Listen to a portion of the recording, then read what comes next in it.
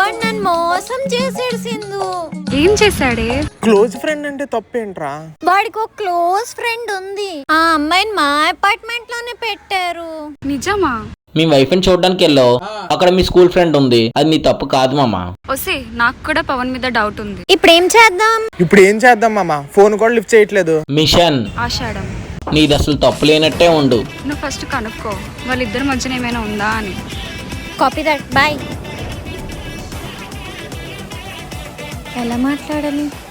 Hi అండి, మీ dress చాలా బాగుంది. థ్యాంక్ యూ, మీది కూడా చాలా బాగుంది.